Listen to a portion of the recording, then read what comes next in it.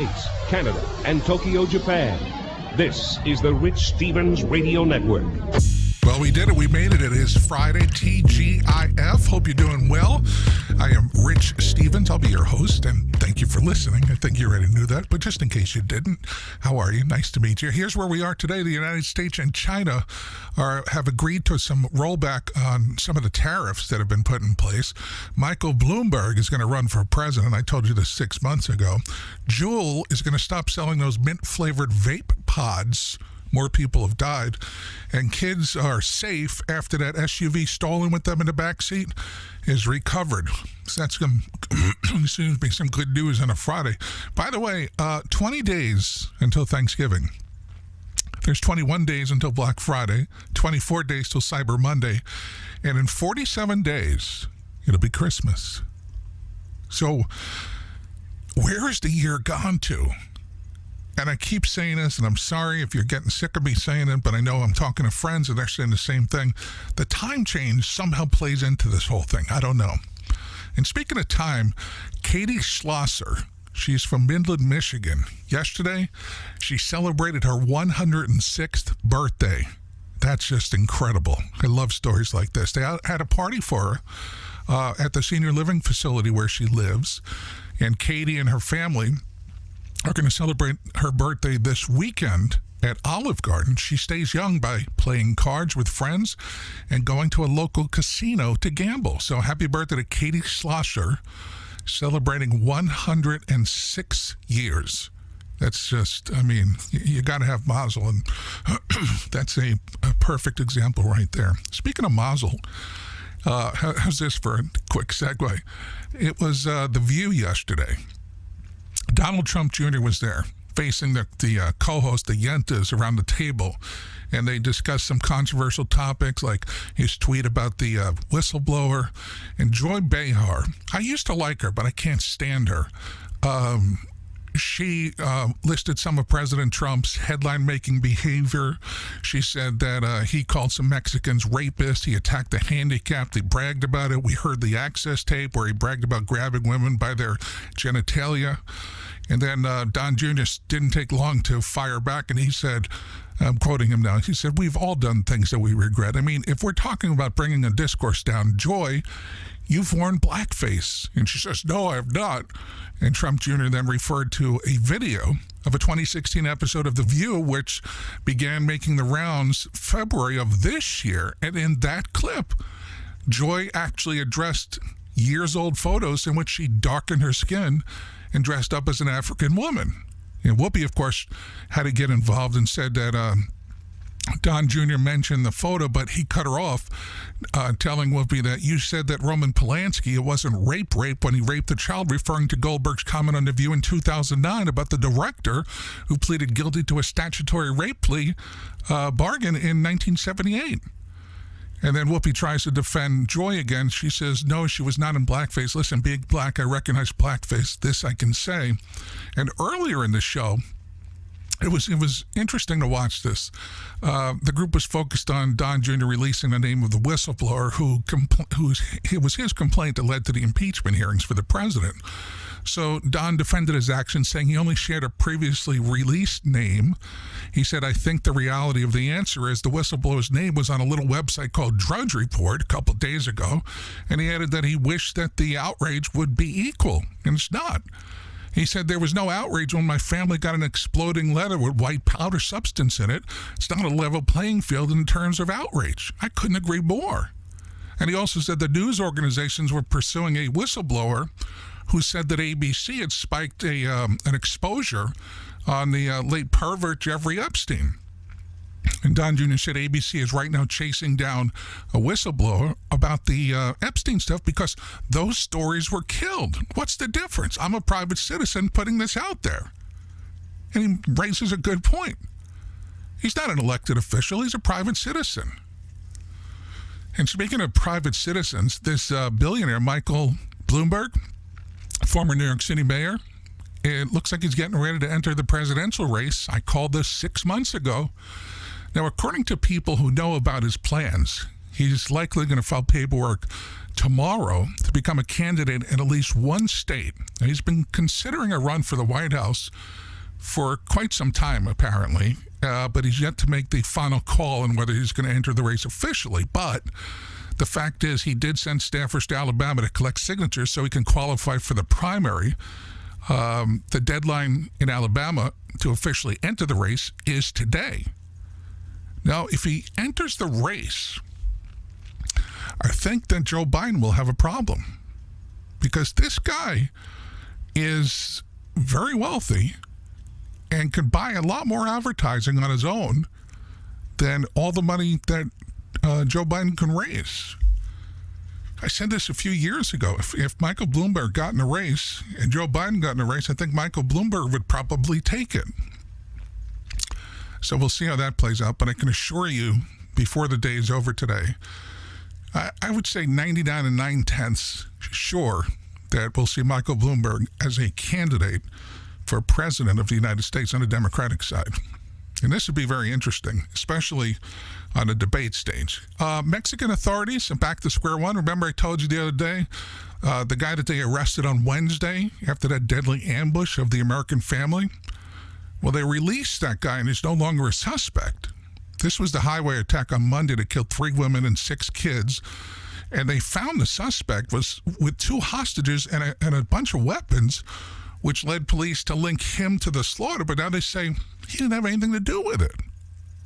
How do you make a mistake like that? The Americans, who are part of a breakaway Mormon sect, actually live south of the border.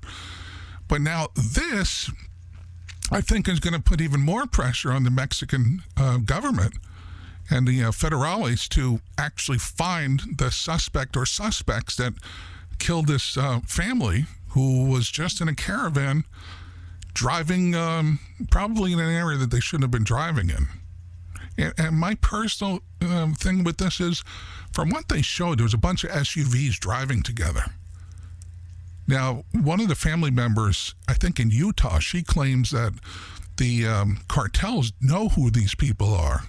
So they wouldn't have done this, but it's possible, and again, this is just me speculating, that they were driving in this caravan of several SUVs, and maybe it looked like another cartel in their territory. Now, again, I have to put a disclaimer, it's just me thinking out loud, but that's the possibility that I'm buying. Because if they knew them, why would they have killed them? Especially the kids. I mean, you talk about being in the wrong place at the wrong time. That's, it's just a horrific story.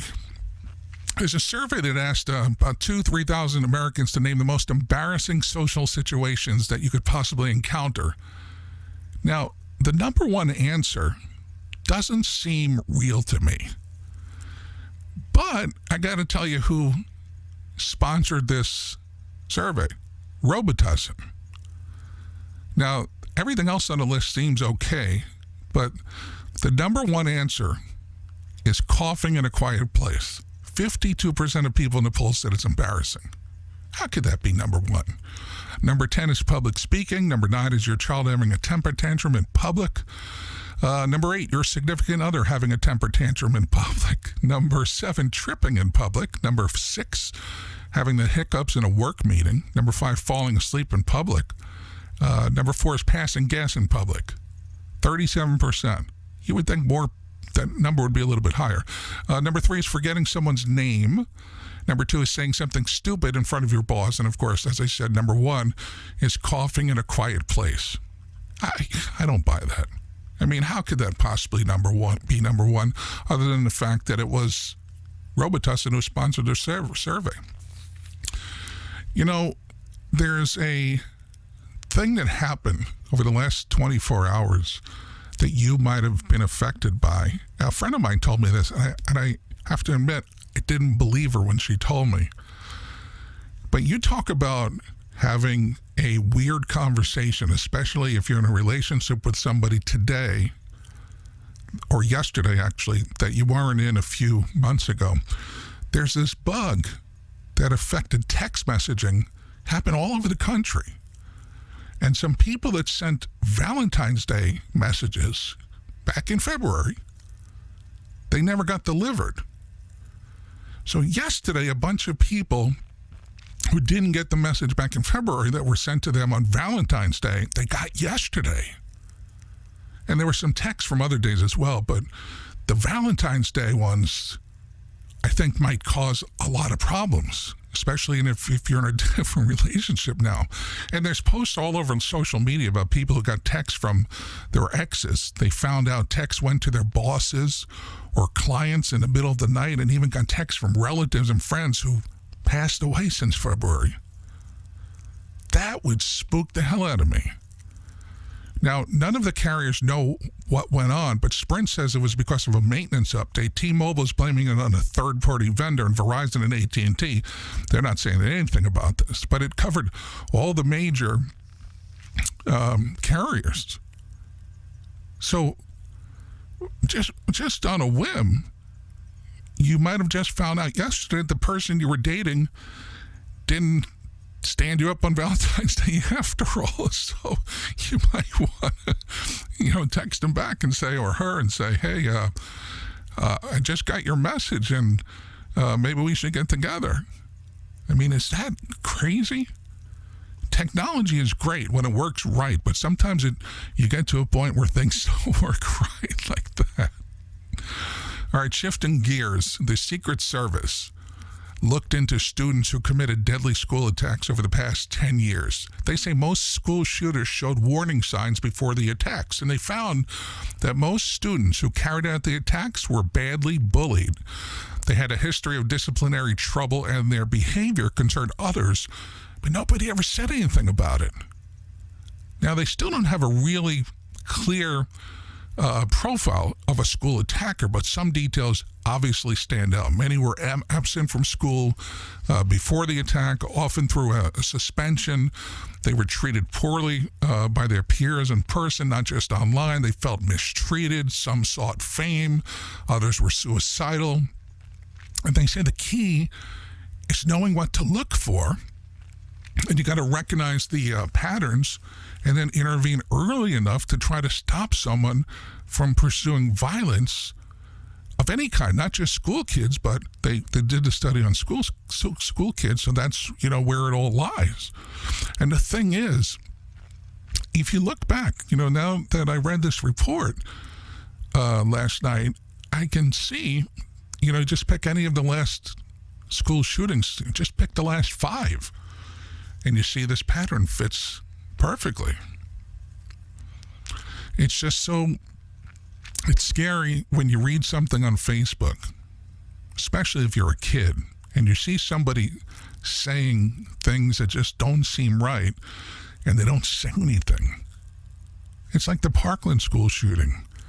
This guy was writing stuff all over social media, and nobody said anything.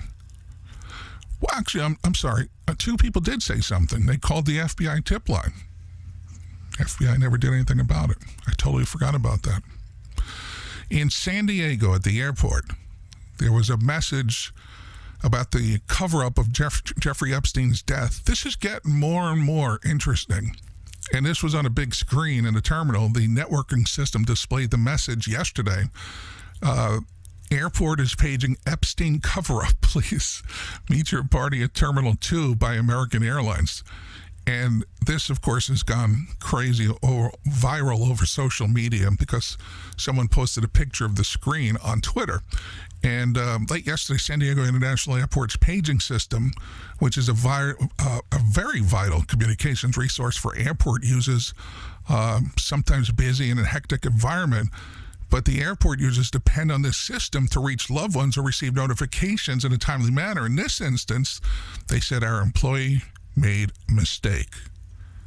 And the timing couldn't be more interesting because this comes just one day after that video surfaced of ABC host Amy Robach saying that her exclusive coverage of Epstein's sexual abuse from years ago was quashed by the network. And you may recall back in August, Epstein was found dead in his cell at the Metropolitan Correctional Center on August 10th. He was charged with sexually abusing numerous underage girls over several years. He had been placed on suicide watch late in July, but he was found on his cell floor with bruising on his neck. And the medical examiner's office said in a statement back in August that an autopsy and other evidence confirms that Epstein hung himself in his cell at the federal jail, but there's others that are saying that he was murdered. And they're looking into this still. This is not, by any means gone away. They're looking into this now. The company that owns Sears and Kmart is closing more than 1/3 of its remaining stores. I have a confession to make. I didn't even know they had stores open still. It's called Transformco, and they acquired the retailers out of bankruptcy. They're going to close 51 Sears stores and 45 Kmart locations, which will leave them with about 180 stores. And, what happens next? Do they go to an online project? Or, do you remember? I remember when I was a kid, I absolutely loved the Sears catalog.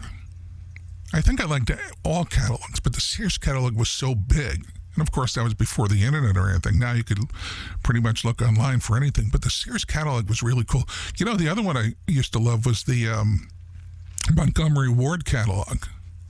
And we didn't have a Montgomery Ward that I remember. So the catalog was, really cool. A lot of businesses did away with the catalogs because you could look at stuff online, just like a lot of magazines. I used to love reading PC Magazine, and then they went to all digital. It's not the same. You see, in some cases, like newspapers to me is a waste of money because that's old news. But in the magazines, when you have interviews and you have articles that are relevant to something you like, I would rather, even today, I would rather hold PC Magazine in my hand than scroll through the pages online. It's just not the same in that aspect. There's a 16-year-old girl in Detroit who was shot in the stomach after she asked her neighbor to turn down the music. Now, the girl and mom were kept awake because of this loud music coming from a neighbor, so they went to confront the person. See, that's a problem right there. You should have just called the police and had the police go. So the girl's mom said she got into a fight with a female that was at the residence. When her daughter came to help her, then a man fired off shots, and at least one of the bullets struck her daughter in the stomach. Family members say they are very familiar with the suspected gunman. The girl, thankfully, is doing better today. She's alert and conscious, but, again, it just goes to show you in today's world, you got to be so careful because you don't know who's about to blow their top. It's just like you have these people that are fired from a job and then they end up going back and, shooting people for no reason.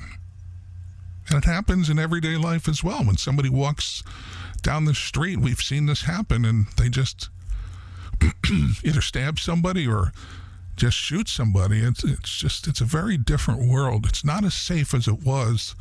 They want us, the government wants us to believe that it is, but it's still, you got to be very careful. I remember when I lived and worked in St. Louis, and I was driving a radio station van. We were going to a nightclub event, and I got very lost. I was with my friend Danny, who also worked at the radio station, and we ended up in a place called East St. Louis, which, if I recall, is not actually St. Louis. It's the next state over, like Illinois, I think. And East St. Louis is probably the worst, most dangerous part of that area. And we're driving in this van, and we didn't have GPS back then in the late 90s. And we stopped to ask for directions, and we were told the next day at the radio station, you got to be out of your mind that you went down there, especially with the van, because you could have gotten robbed of, prizes they thought you might have had. It was, excuse me, you just end up in a wrong place, and you don't know. You got to be really careful. Here's a story that I wish would happen to me one day, just one day. There's a woman in North Carolina won $50,000 on a lottery scratch-off ticket right before she got married. And then she scored another big win on her 1-year anniversary. Why can't this happen to me or you? She actually won first prize in a Powerball drawing last October. And to celebrate the anniversary, she bought another lottery ticket and she won $5,000. She says that the winning ticket is a sign that her marriage is meant to last. She hasn't said, excuse me, what she plans to do with the money. I'd buy a ticket every anniversary for sure in her case. Speaking of cases, I am so over the Popeye's chicken sandwich craze, but it's continuing to go full speed ahead all over social media. There's a woman that scratched her car trying to get in through the drive-thru. She tried to get through the drive-thru at a Popeyes in Los Angeles. She sideswiped her own car while trying to do this. I mean, are these chicken sandwiches really worth that much to people? The video's on Instagram. She's driving a gray Mercedes. She's trying to merge into the drive-thru lane by jamming a car in front of a Toyota that's already at the order window. Now, according to the person who filmed the incident, the woman in the Mercedes was not cutting in line, but merging from one of the two drive-through lanes. This madness has to stop. And by the way, tomorrow on Saturday, it's National Fried Chicken Sandwich Day. So this year, there's really only one correct way to celebrate the holiday, and that's spending the day in line at Popeyes to try one of these fakakta sandwiches. And there's a survey that says only 5% of Americans said they don't like fried chicken, while 16% they actually like it so much that they'd marry it. What the hell is the matter with people? And then there's a racist guy who shouted the N-word directly in another man's face inside of Popeyes in Maryland yesterday, who was forced to apologize after he was beaten up in a parking lot. There's a video of this. The man is seen standing at the counter, waiting for his food, when he's heard yelling the N-word and other bad words at the young guy. Now, the man is heard screaming F you before saying F King, and then the N-word, and then mother effer, and then F King, get out of my way. And the whole time this guy's screaming, the young guy just stares him down, even after the racist guy lunges at him, and the man is seen grabbing his bag of chicken and walking through a crowd of black people saying, get the F out of my way.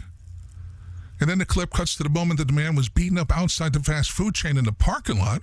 Then there's another clip I saw that shows the moment the racist man was forced to apologize for calling the man the N-word.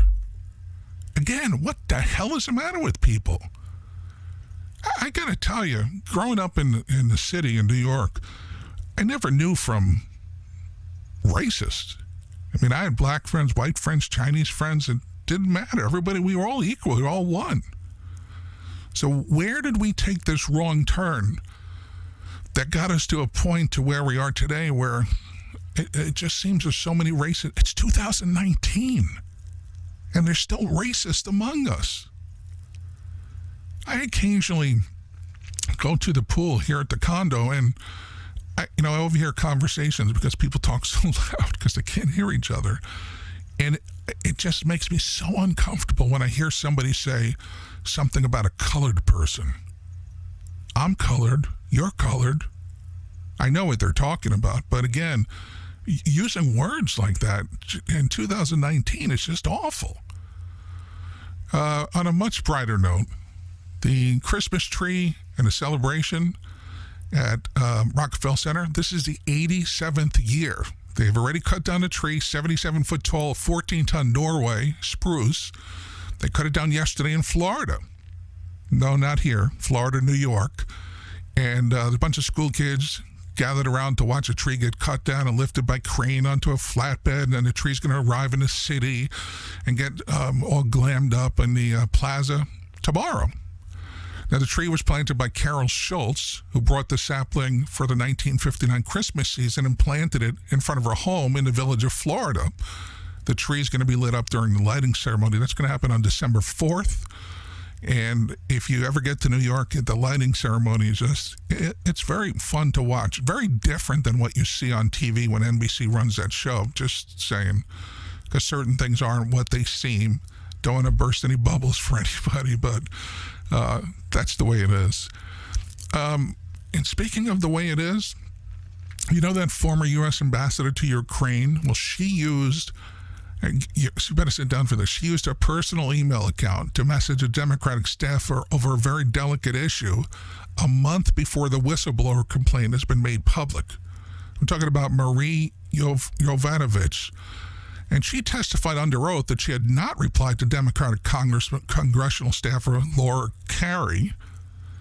But then the three-time ambassador Yovanovitch, who was abruptly recalled from Kiev in May, gave a closed-door deposition on October 11th to 3 congressional committees investigating whether there were grounds to impeach Trump. Now, this woman is a key witness in the House Democrats' impeachment inquiry, which began on September 24th after the whistleblower's allegation that Trump pressured the Ukrainian President Zelensky to investigate corruption charged against Democratic political rival Joe Biden and his son Hunter. But her emails, reported replies, will raise questions of who knew what about the whistleblower complaint before it was made public and which Democrats were warned of its contents, which is going to lead to the question on whether Yovanovitch committed perjury. And supposedly she replied to Kerry regarding the time-sensitive issue 2 days after the whistleblower filed that complaint. So, that's I got to tell you, it's just one of these things that continues to just raise eyebrows. And, it's amazing to me how much time, how much energy, how much money we're wasting on this. You and I both know that Donald Trump is going to be reelected for another 4 years. Look at the rallies. Every single rally he does brings out thousands and thousands of people. That ought to tell you something right there. Hey, Monday is Veterans Day. Got some restaurants, stores, and websites that are offering deals if you're a veteran or active military personnel. There's a ton of restaurants, Applebee's, Buffalo Wild Wings, CPK, Chili's, Cracker Barrel, Denny's, IHOP, Golden Corral, Red Lobster, and Red Robin. Coffee and donuts, Starbucks, giving you free coffee if you're a vet, active duty, and even military spouses on Monday. Dunkin' Donuts is offering veterans and active duty military a free donut on Monday. Great Clips, if you want to get a haircut on Monday, you'll get a free haircut card to give to a military member of any branch, including the National Guard. And veterans who visit a salon on Monday will get either a free haircut or a card for a free haircut that you could use till December 31st. Retail stores, Kohl's, giving you a 30% discount on purchases now through Monday. Home Depot and Lowe's, 10% discount. Target, 10% discount on one purchase in stores and online through Monday. And this one is pretty amazing. Amazon is offering current military and vets $40 off the regular price of Amazon Prime through Monday. That comes out to $79, which is much better than the $119 price tag. And by the way, it even works if you're already a Prime member. So that's something you should definitely take, advantage of, because that's a pretty good deal. That's coming up on Monday. I can't believe it's Veterans Day already. It's just, time is flying by. And hopefully we're having fun. So that's a good thing. Listen, I appreciate you being here on the TGIF Friday edition of the Rich Stevens Show. Get in touch with me by going to richstevenshow.com. Click on the contact form. Don't forget to check out my blog. And, of course, if you want to call or text 305-707-7878. I look forward to hearing from you and talking to you. I'm not sure if I'm doing a show on Monday or not. I have to find out. If not, then I'll talk to you on Tuesday. But in either case, have a great weekend. And thanks for listening to The Rich Stevens Show.